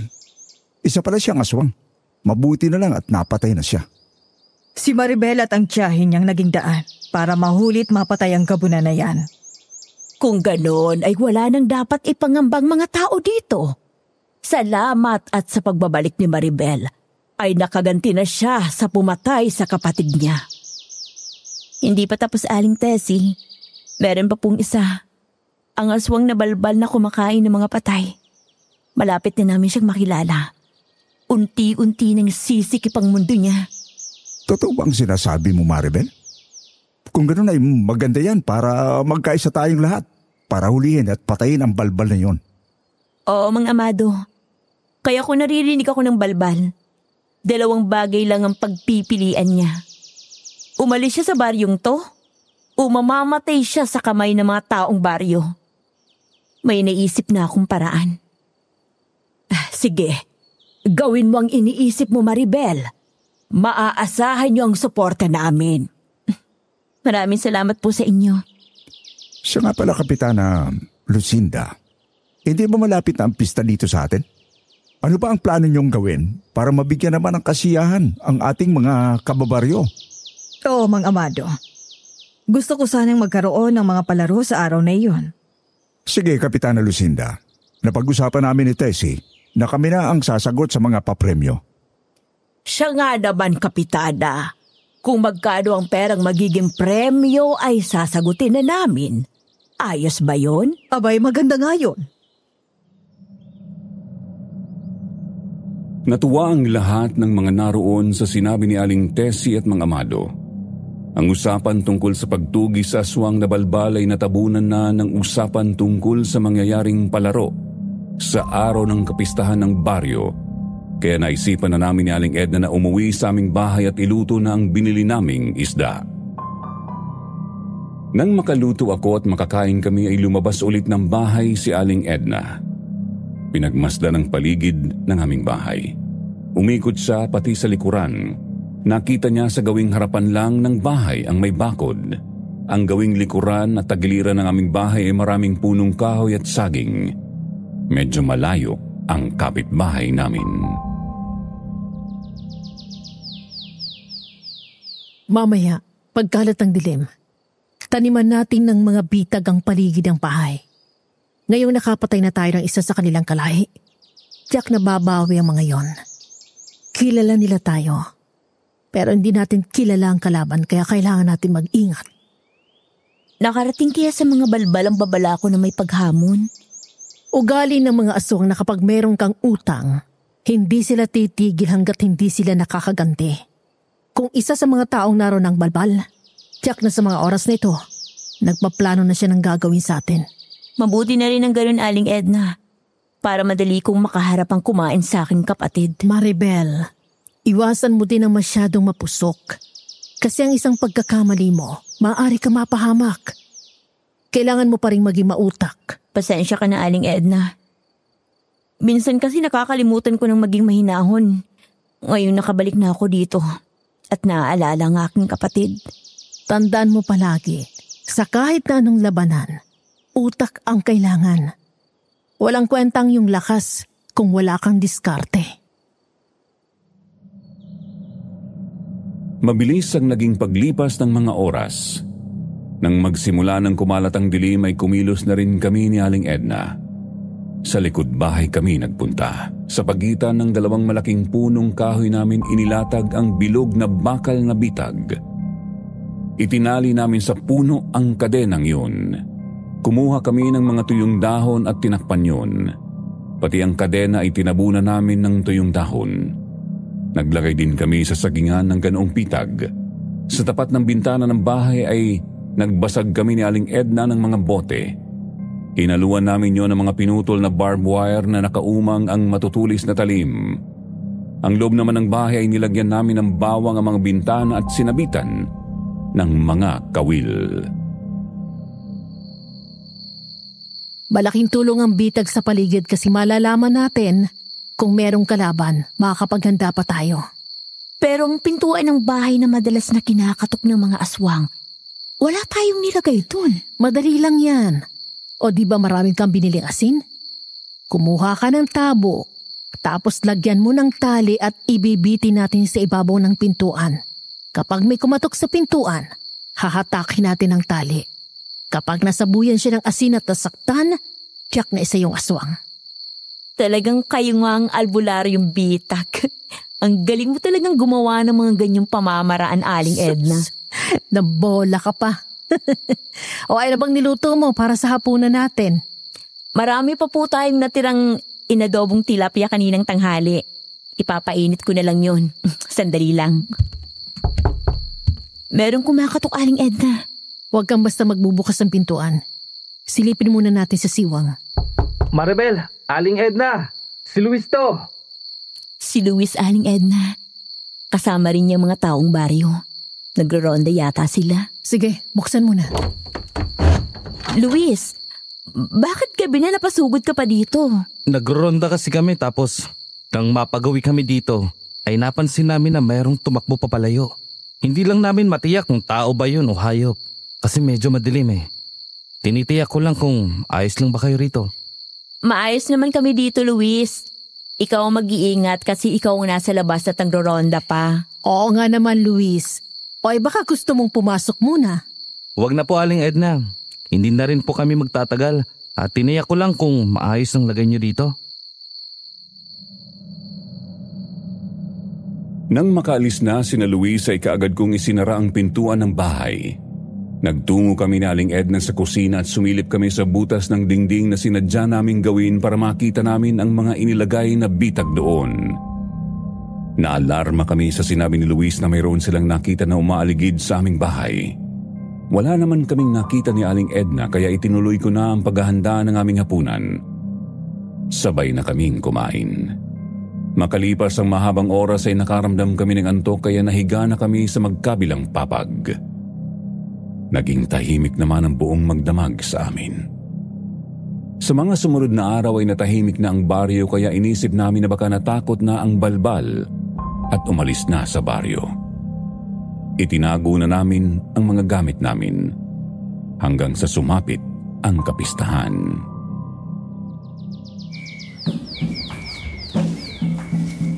Ang saya pala ng kapistahan dito sa inyo ah. Merong musiko. Lahat ng mga tao ay sumusunod na sa kanila dahil sa magandang majorette. Saan sila pupunta niyan? Ang balita ko ay sa gitnang bukid idadao sa mga palaro, karera ng kalabaw, palayo ang bumato ng buko at baseball. Parang ang masarap manood eh. Sa palagay ko, pwede na nga tayo makipagsiya sa mga tao. Baka nga nag-alisa na dito ang mga aswang. Ilang araw ng tahimik ang lugar niyo. Sige, pumunta na rin tayo sa bukid, Aling Edna. Sa palagay ko ay hindi tayo makakapunta sa bukid para sumunod sa mga tao, Maribel. Bakit, Aling Edna? Tingnan mo sa labas ng bakuran mo, doon sa puno. May 2 gabunan. Hinintay lang pala ng mga itong kapistahan para mga tao ay maging abala sa palaro. Para walang sino man ang makakatulong sa atin sakaling sumalakay sila. Tama ka, Aling Edna. Meron pang gabunan. Hayun sa bandang likuran. Dito rin nakatingin sa atin. Pinagplanuhan nila na ngayon talaga salakayin. Tayo na sa loob. Kunin natin ang mga gamit natin. Pumasok na tayo. Alam ko pansamantala lang sila mapipigilan ng mga bitag sakaling dun sila dumaan. Hayun na sila, Maribel. Sumusugod na sila.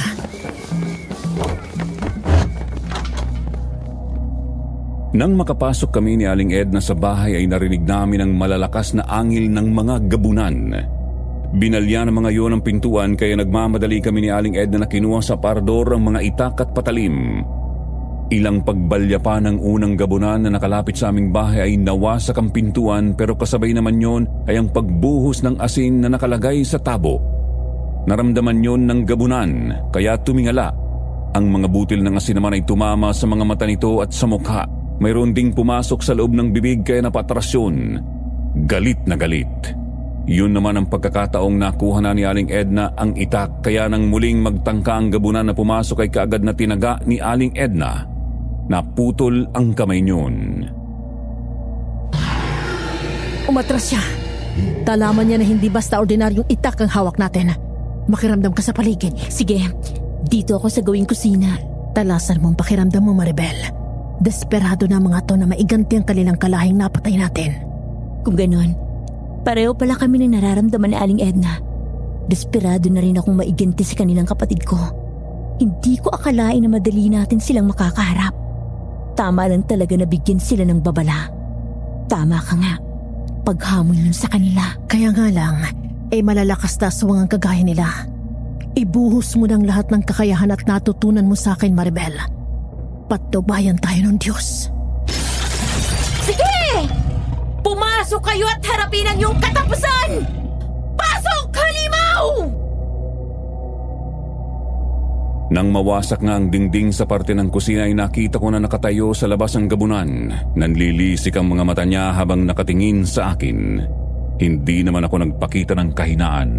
Bagkus ay sinenyas ko pa siyang pumasok. Talagang ginalit ko siya, kaya naman lalo siyang nag-ulol sa galit.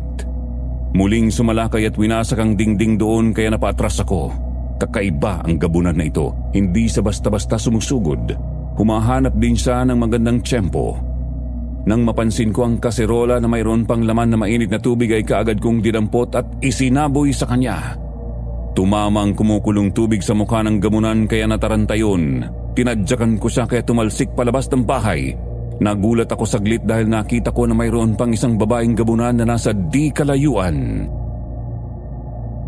Mag-iingat ka, Maribel! Ikaw din, Aling Edna. Mag-iingat ka. Huli ko, pangit na halimaw! Mas magandang maglaban tayo dito sa labas. Makakakilos ako ng maayos! Hindi ko akalain na sa iyong pagbabalik, sisirain mo ang aming mga plano. Unang araw mo pa lang, ay napatay mo na ang isa sa aming kalahi. Kaya ngayong abala ang lahat sa kapistahan. Ililigpit namin kayo.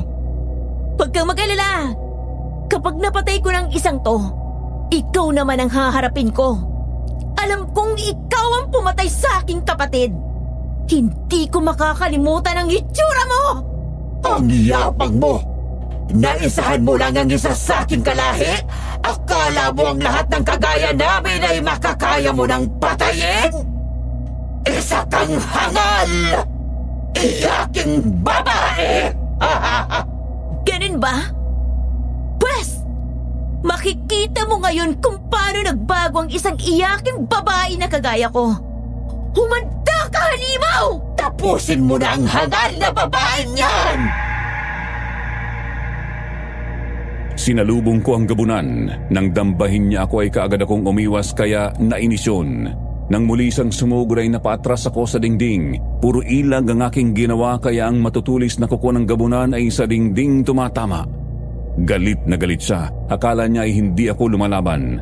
Ang hindi niya alam ay tinataga ko siya sa tuwing iilag ako. Hindi niya nararamdaman ang tama ng aking itak dahil sa sobrang galit niya. Nang muli siyang lumapit sa akin, yumuko ako at tinaga ko ang kanyang paa at sa lakas ng pagtaga ko, naputol yun. Saka lang natigilan ng gabunan. Bumagsak siya ng paluhod sa harapan ko at noon niya naramdaman ang mga sugat sa katawan. Isa yan sa natutunan ko kay Albularyong Bitag. Ang pag-iwas kasabay ang pag-atake. Nagulat ka, no? Akala mo puro lang ako takbo at ilag? Tatapusin na kita, hangal! Kung ganon, yun pala dahilan kaya ka umalis dito? Nagsanay ka pala kay Albularyong Bitag? Iyon ang Albularyong kinatatakutan sa kabilang bayan! Tama ka! Sa tulong niya, ay isa na rin akong albularyo. At para sa kaalaman mo, kasama ko siya dito ngayon. Kasama mo siya dito? Oo! Siya si Aling Edna. Kinakastigo ang isa sa mga kasamahan mo. Sumama siya rito para tulungan ako na tapusin ang kasamaan niyo. Nang mapalingon ang gabunan na kaharap ko sa gawin ng harapan ng aming bahay ay nakita nga niya na natalo na rin ni Aling Edna ang isa pang gabunan na naroon. Gamit ang matalim na bendetadong itak ay pinutulan niya ng mga paa ang gabunan kaya natakot yon at nagpilit pang makalayo para gumapang. Pero pati ang dalawang kamay niyon ay naputol na din. Ang mga masasamang nilalang na kagaya nyo ay dapat magdusa't maghirap para pagsisihan niyo mga masama niyong ginawa. Walang hiya ka! Inalisan mo ng kamay at mga paang ang aking asawa! Papatayin ko kayong dalawa! Mag-isa ka na lang. Dalawa pa kami. Wala nang makakatulong sa iyo ngayon. Lahat ng bagay sa mundo ay mayroong katapusan. At ang katapusan ng iyong kasamaan ay dumating na. Hindi pa ito ang huli nating pagkikita. Babalikan ko kayo. Umanda kayong dalawa. Huwag mong hayaang makatakas pa ang gabunan na yan, Maribel! Pabayaan mo siyang tumakbo, Aling Edna. Hindi naman siya makakatakas ni. Tumakbo ang gabunan sa sagingan kung saan naman inilagay ang mga bitag na bakal. Nang maapakan niya mga yun kaagad iyong pumitik, naipit ng bitag na bakal ang mga paa ng gabunan. Bumaon doon ang matatalim na pangil ng bitag. Napasigaw sa sobrang sakit ng gamunan. Hindi naman siya makatakbo palayo dahil may kadenang nakakabit doon na nakatali sa isang puno na malapit doon. Kahit anong pilit niya ay hindi siya makawala. Nang pinwersa niyang ibuka ang pangil ng bitag ay nakawala siya pero hindi din siya nakalayo kasi naapakan niya ang ikalawang bitag. Ang isang paa naman niya ang naipit. Sinabi ko na sa'yo na kasama ko si Albularyong Bitag. Kaya hindi ka na makakatakas pa. Maribel, parang awa mo na. Huwag mo kong patayin. Patawarin mo na ako. Kahit naman ganun ang ginawa ko sa kapatid mo, tinulungan naman kita sa panggasto sa punerarya at pagkain ng mga taong naglalamay. Anong sinabi mo? Tinulungan mo ako sa punerarya? Ibig bang sabihin, ikaw si Aling Tessie? Ako nga. Hindi ko naman gusto ang pumatay. Kaya lang, kapag sinusumpong ako ng pagiging aswang ay hindi ko mapigilan ang aking sarili. Kung ganun, kayo pala ng asawa mo at mga kamag-anak mong gabunan ng mga salot sa baryong to. Ginagawa niyo lang palang panakibutas. Ang mga kabutiang ipinapakita niyo sa mga taong nabibiktima niyo para hindi kayo paghinalaan ng tao. Ginagawa namin yun bilang pagsisisi sa aming mga ginawa. Maniwala ka. Ang pagiging aswang ay parang isang malubhang karamdaman. Kapag sumusumpong ay hindi kayang pigilan. Kahit ayaw naming manakit, ay napipilitan kami dahil kailangan ng aming sikmura. Kasinungalingan! Ang unang pagkakamali ay pwede pang patawarin. Pwedeng sabihing napilitan lang. Pero ang paulit-ulit na paggawa, hindi na yun napilitan. Kagustuhan nyo na yun!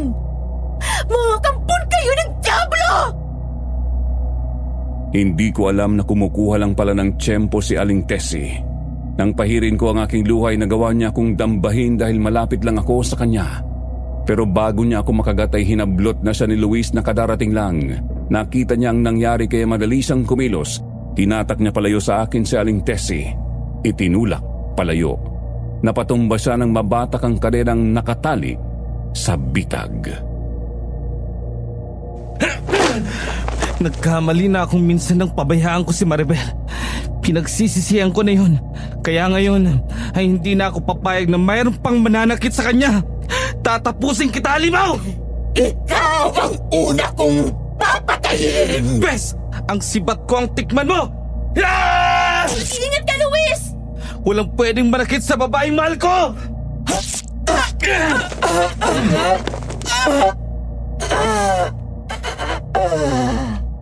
Narinig mo ba yung sinabi ni Luis? Alin din, Aling Edna? Yung sinabi niyang, walang pwedeng manakit sa babaeng mahal ko. Aroy! Talaga palang mahal ka niya. Aling Edna naman. Bakit parang mas kinikilig ka pa? Ang tagal ko na kasi hindi nakakarinig ng mga matatapis na salita mula nang mamatay ang aking asawa. Kapag ganyan ang lalaki nako, huwag mo nang pakawalan dahil talagang mahal ka niya. Aling Edna, umayos ka nga. Ayan na siya. Palapit na sa atin. Nang mapatay nga ni Luis si Aling Tessie ay kaagad siyang lumapit sa amin. Noon lang siya parang natauhan nang makilala ang patay na gabunan. Parang ayaw ko pa nga nakimuin si Luis pero bahagya akong itinulak ni Aling Edna. Nang lingunin ko siya ay bahagya siyang bumulong sa akin na dapat akong magpasalamat dahil hindi ako nakagat ng gabunan nang dumating si Luis, kaya pinilit kong ngumiti nang muli akong humarap kay Luis.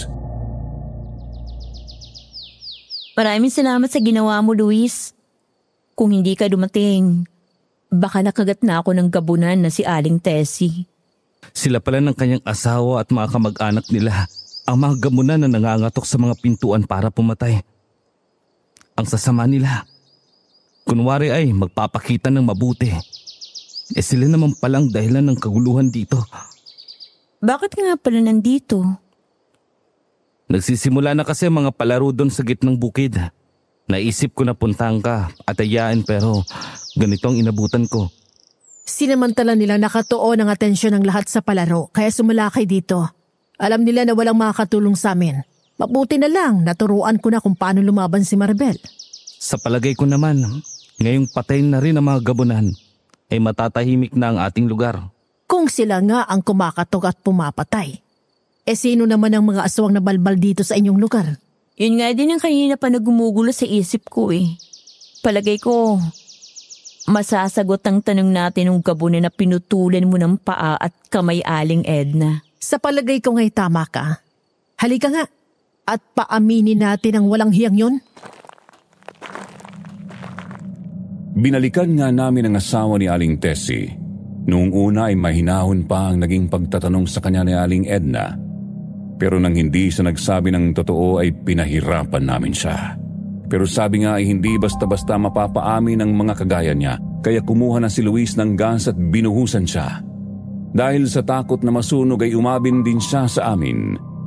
Pero matapos na makuha namin ang impormasyong aming kailangan ay namatay din ang gabunan dahil naubusan ng dugo. Noon din ay sumama kami kay Luis sa gitnang bukid kung saan naroon ang mga naglalaro. Bakit ngayon lang kayo, Maribel? Marami ng palaro ang hindi nyo napanood. Dahil sinalakay kami ng 3 gabunan, Kapitana Lucinda. Mabuti na lang at dumating din si Luis para tulungan kami. Nakakalungkot, Kapitana Lucinda. Dahil ang mga taong inakala nating mayroong mabuting puso, ay sila palang mga aswang na nangangatok at pumapatay. Sino sila, Luis? Ang pamilya ni Aling Tessie. Sila ang mga gabunan. Kung ganon, dapat na tayong magkaisa para sa lakayin ng bahay nila. Wala na sila, Kapitana. Patay na silang lahat. Pero bago namatay ang asawa ni Aling Tessie, nasabi niya pa sa amin kung sinong kasabwat nila. Ang balbal na siyang kumakain sa mga bangkay na napapatay ni na Aling Tessie. Sino daw ang balbal? Si Mang Amado. Siya ang balbal. Kaya kami nandito ay para hulihin siya. Kaya lang hindi ko makita kanina pa. Kanina'y nandito siya. Katatapos nga lang niyang magbigay ng papremyo sa nanalo sa karera ng kalabaw. Kung ganun ay tumakas na siya na makitang paparating na kami. Maaaring alam niyang plano ni na Aling Tessie. Kaya na makita kami, umalis na siya.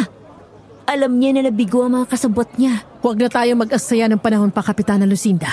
Habulin na natin si Mang Amado. Sumang-ayon naman sa akin si Aling Edna. Si Kapitana Lucinda at iba pang kalalakihang naroon. Pansamantalang natigil ang palaro, lahat kami ay nagpunta sa bahay ni Mang Amado. Nang makarating kami doon ay nakita namin na sarado ang bakal na gate ng kanyang bakuran. Kaagad na tumalon sa pader si Luis para makapasok sa loob. Binuksan niya ang gate ng bakuran kaya nagmamadaling pumasok doon ang mga taong baryo. Ginalugad sa paligid ng bahay si Mang Amado. Hindi namin siya nakita roon kaya winasak ng mga tao ang pintuan ng kanyang bahay para makapasok sa loob.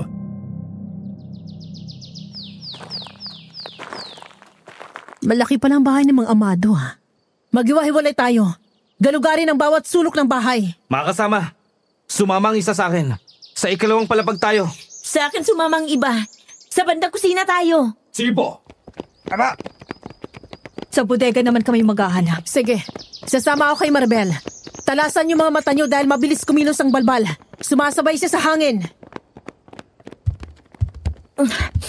Napakabaho ng kusina na to, Aling Edna. Amoy na bubulok na karne. Dahil yun naman talagang gusto ng mga balbal eh. Bulok na karne. Kaya pala nung minsang makaharap ko siya, naamoy kong mabahong singaw ng kanyang bibig. Akala ko dahil lang yun sa kanyang bisyo na sigarilyo. Dahil pala yun sa kinakain niya. Sa mga timba na yung galing ang mabahong amoy. Ang dami ding langaw na nariyan. Kung hindi ako nagkakamali, nariyan ang mga nabubulok na karne. Alisin mo ang takip.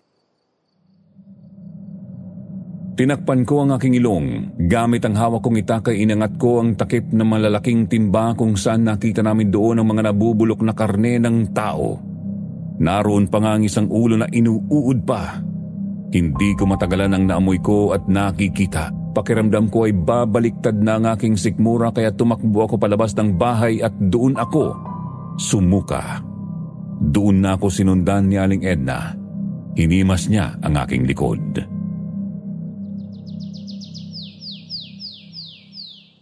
Sa simula lang yan. Darating ang araw na masasanay ka rin. Napakawalang hiya talaga ni Mang Amado. Hindi na naawa sa mga bangkay na ninakaw sa sementeryo. Doon siya nabubuhay eh. Yun ang gusto niyang pagkain. Wala siya sa bodega. Wala din sa itaas ng bahay niya. Matalas ang pakiramdam ng balbal. Papasok pa lang tayo sa kanyang bakuran. Tumatakas na siya kaya hindi na talaga natin aabutan. Kapitana Lucinda, may bangkay na naroon sa loob ng bahay. Kailangan yung mailibing para hindi na tuluyang bumaho dito. Isabay na rin nating ilibing sina Aling Tessie. Sige, mga kasama, magtulong-tulong na kayo para mahakot ang mga bangkay na nasa loob ng bahay. Dali na natin sa sementeryo para doon mailibing. Hinakot ng mga tanod ang mga timba na kinalalagyan ng mga nabubulok na karne ng tao. Kami naman ni na Aling Edna kasama ang iba pang kababaryo namin ay bumalik sa aking bahay para kunin ang bangkay ni na Aling Tessie at dinala na din sa sementeryo. Ipinasok sa mga nitso roon na wala ng laman. Nagpakuha din ng hollow block at semento si Kapitana Lucinda para maisara na ang mga nitso doon. Matapos ang mahabang oras ay umalis na kaming lahat. Nag-uwian at nagpahinga na. Nang kumalat ang dilim ay bumalik kami ng sementeryo dahil na rin sa kagustuhan ni Aling Edna. Malakas kasi ang kutob niya na makikita namin doon si Mang Amado dahil sa mga oras na yun. Tiyak na gutom na yun. Tama nga si Aling Edna. dahil inabutan namin na binubuksan ni Mang Amado ang nitsong pinaglibingan kina Aling Tessie. Talaga palang dapat lang ako makinig kay Aling Edna. Kasi alam niyang lahat ng galaw ng mga aswang dahil sa dami ng kanyang karanasan. Maribel, talagang ayaw mo akong tigilan? Inuubos mo ang pasensya ko. Hindi talaga ako titigil hanggat hindi kita napapatay. Kinain mo ang kapatid ko, kaya tatapusin na kita dito! Naibang ka na yata. Sakala mo ba ay makakaya mo kong patayin? Hindi ako kasing hina ni Tessie.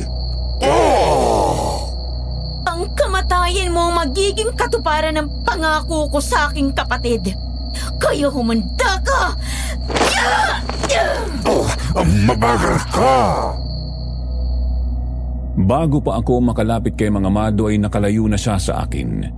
Kaya naman mabilis ko siyang hinabol. Muli ko siyang tinaga pero kagaya ng dati ay para lang akong tumaga sa hangin. Nang lingunin ko siya ay nasa likuran ko na. Hinawakan niya ako ng mahigpit at inihagis sa ibabaw ng nitso. Gumulong ako roon at bumagsak sa kabilang bahagi. Tumama ang braso ko na dati nang may sugat kaya muli iyong dumugo. Noon naman dumating si Luis. Siya naman ang sumalakay kay Mang Amado. Ilang beses niyang tinusok ng sibat na kawayan pero naiilagan lang. Kinalmot siya ni Mang Amado, bumaon sa mukha at dibdib niya ang kukunyon. Luis! Ayos ka lang ba? Huwag kang mag-alala sa akin. Papasugod na naman siya, Maribel. Sadyang ang malakas ka, Mang Amado. Pero may alam kaming paraan para talunin ka. What? Ano namang paraan yun? E di ang hagisan ka ng lambat para mapigilan ang bilis ng pagkilos mo. Heto ako sa itaas, hangal! Saluhin mo ang lambat na ito! Ayos, Aling Edna. Nasuknubal-bulo siya ng lambat. Kaya huwag ka na magagsaya ng panahon. Salakayin mo na siya bago makawala pa. Ngayon na, Maribel! Tapusin mo lang hangal na yon! Mabilis nga akong kumilos. Kaagad kong sinaksak si Mang Amado. Pero sinalo lang niya ang talim ng aking itak para hindi siya tamaan sa katawan. Tinadyakan niya ako kaya muli akong tumamba. Akala ko ay madali na namin siyang matatalo ngayong nahuli na siya ng lambat. Hindi pa rin pala dahil talagang malakas siya. Nung muling kumilos si Luis, sinaksak ng sibat si Mang Amado. Nagawa din yun na pigilan ng sibat. Kaya habang nagpapalakasan at nag-aagawan sila ni Luis sa sibat ay dinampot ko ang itak. Sinaksak ko siya. Sa pagkakataong ito ay tinamaan na siya sa dibdib. Si Aling Edna naman ay tumalon mula sa itaas at itinarak sa ulo ni Mang Amado ang itak. Doon na siya napaluhod at unti-unting nanghina. Para ito sa kapatid ko at sa mga taong pinarwisyo mo! Walang iya kayo! Magbabayad kayo! Tapos na ang lagim na dala ng balbal na to. Maribel, ayos ka lang ba? Nagdurugo ang sugat mo. Luis, ayos lang ako. Baliwala sa akin ang pagdurugo ng sugat ko. Ang mahalaga sa akin, maiganti ang aking kapatid. Ngayon, tapos na. Nakakatakot ka palang magalit. Kaya wag mo na ulit gagalitin yan si Maribel kung ayaw mong makakita ng nagwawalang tigre.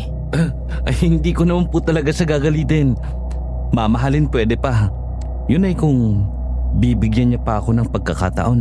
Ay oo naman. Talagang lahat ng pagkakataon ay ibibigay niya sa'yo para mahalin mo siya. Di ba, Maribel?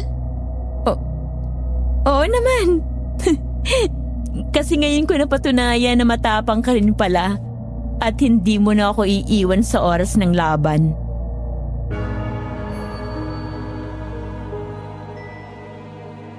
Napangiti ng matamis si Luis.